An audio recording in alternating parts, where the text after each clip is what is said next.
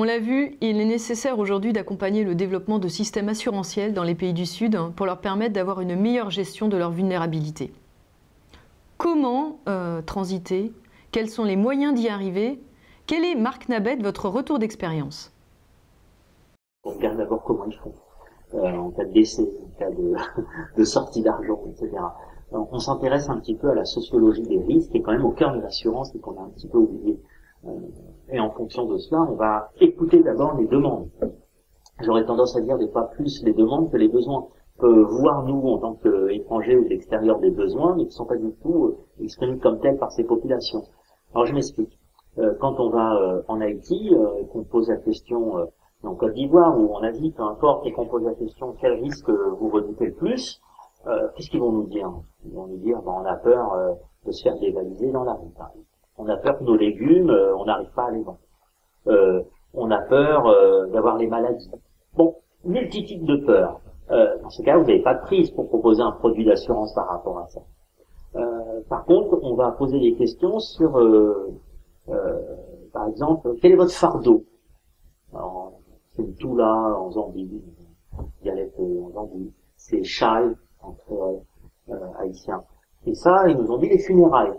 Et tout d'un coup, souvent, cette priorisation des risques est exprimée par ces populations en fonction d'une anxiété. Et c'est ce qui frappe par rapport, vous parlez tout à l'heure de l'absence de fatalité, l'absence de passivité chez ces populations, c'est le stress. C'est que souvent, quand on leur pose des questions, ils nous parlent de si vous pouviez avoir quelque chose contre l'hypertension. Alors, ils appellent ça l'hypertension, c'est le stress. Ils expriment à travers ce terme. J'ai rarement entendu ce mot aussi fréquemment dans ces pays du Sud que même dans les pays du Nord. C'est très fréquent, les dépressions, l'hypertension, ce qu'ils appellent ça. Pas dépression, pas d'hypertension. Et ils nous disent, là, souvent, c'est funérailles en Haïti. En Côte d'Ivoire, chez les Baoulés, les Bétés, ils nous ont dit, ce sont les funérailles, ça nous tue, parce qu'on est obligé non seulement de pleurer nos morts, mais en plus, on est obligé de trouver l'argent pour payer les funérailles dignement. Quand ça arrive, ça nous tue deux fois. Donc, c'est ces expressions. Ensuite, au Vietnam, par exemple, on a une privatisation croissante de l'éducation et de la santé. C'est un régime communiste, mais un régime communiste qui fait très attention à ses élites et moins, on va dire, à leur propre peuple. Et que se passe-t-il? Les frais de scolarité sont de plus en plus élevés. Alors, ils sont informels, c'est les cours privés que l'on prend pour ses enfants. On capitalise sur ses enfants, c'est la retraite de demain. Et du coup, quand ils ont des problèmes d'accident, d'invalidité, d'incapacité, ils retirent les enfants de l'école. C'est leur peur et c'est leur capital qu'on retire d'une certaine façon. Donc eux vont être très anxieux par rapport à la santé et l'éducation. Et du coup, on a à ce moment-là, par rapport à tous ces risques qui sont mentionnés par ces populations, des accroches où on se dit, là, il y a une anxiété qui n'est pas compensée suffisamment par leurs assurances informelles qui sont essentielles mais suffisamment inefficaces, on va dire, ou qui sont inefficaces, et du coup, on propose à ce moment-là un produit. Alors, quand on propose un produit, c'est pas une garantie ou une prime, c'est quoi? C'est comment on va, quelle pièce justificative on va demander. C'est-à-dire, dans beaucoup de pays, les certificats de naissance ou de décès, on les a pas comme ça. L'état civil, on les a dans nos pays, mais dans beaucoup de pays, il y a encore des progrès à faire. Des pièces justificatives, si vous avez besoin de certificats, par exemple, de travail, un marchand ambulant marocain qui voulait s'assurer, il disait, quel certificat de travail voulez-vous que j'apporte en tant que marchand de figues, avec ma charrette? Donc, pareil pour les petits journaliers, je parle pas péjorativement, mais les journaliers qui sont des pêcheurs, par exemple, à Tunis, et qui travaillent le lendemain dans le bâtiment. Donc, il y a énormément de pièces justificatives qui correspondent pas du tout à leur réalité.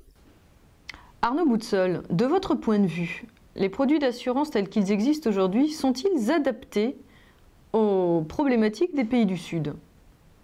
Et si tel n'est pas le cas, que faudrait-il faire selon vous?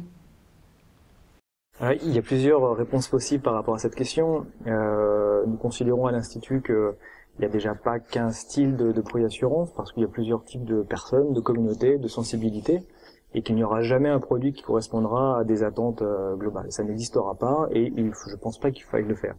En revanche, l'étude, l'analyse et la compréhension des besoins là, je dirais, est l'une des solutions possibles. Comme l'exprimait Marc, l'analyse de ces personnes, tant sur leur je dirais, habitude de consommation, de vivre, de leurs principes culturels, il y a une vraie démarche d'analyse, de recherche et de projet derrière. Donc la première des démarches, c'est d'arriver à avoir une technologie, une méthodologie qui mette en place cette possibilité d'exprimer les besoins. La deuxième possibilité et la deuxième innovation, c'est d'arriver à transformer ces besoins en réalité. La réalité du terrain est concrètement différente de ce qui se passe aujourd'hui dans les pays comme les nôtres. C'est-à-dire qu'il n'y a pas ou très peu accès aux services financiers. Il y a peu ou rarement des accès à des guichets bancaires ou même des compagnies d'assurance. Il est quand même assez rare d'avoir des bureaux, ou en tout cas les personnes ne se sentent pas parfois intéressées pour rencontrer ces professionnels de l'assurance. Donc il y a un accès à l'assurance qu'il faut revoir. L'innovation, la recherche permettrait d'imaginer de nouveaux accès, et aujourd'hui tout le monde s'accorde à dire que la technologie mobile et les téléphones portables, pour les citer, sont un des vecteurs qui permettrait cet accès, ou en tout cas la capacité de distribuer avec une capacité plus simple et surtout un volume plus large des produits d'assurance innovants. Donc la technologie aujourd'hui dans l'assurance se résume à avoir des systèmes qui sont moins chers, qui sont plus agiles dans la réalisation des produits d'assurance, avec une distribution, je dirais, plus accessible dans la poche de ces personnes avec les téléphones portables. Marc Nabet, alors que l'on parle de produits d'assurance spécifiques aux pays du Sud, vous n'évoquez pas la microassurance. Pourquoi ? Historiquement, c'est vrai que la microassurance a été souvent utilisée pour parler d'assurance accessible au plus grand nombre, on va dire. L'enjeu, je pense, pour moi, c'est plutôt la vulnérabilité et la massification d'assurance dans tous ces pays, et aussi une réflexion sur les vulnérabilités dans les pays du Sud comme dans les pays du Nord. Le seul terme qui me convient quand on parle de microassurance à travers la micro, c'est plutôt l'approche liée à la micro-histoire. Alors, qu'est-ce que nous dit la microassurance par rapport à ça, liée à la micro-histoire? C'est qu'on a longtemps étudié l'histoire jusqu'au 19e siècle à travers l'histoire des grands hommes, des grandes batailles, des grands rois.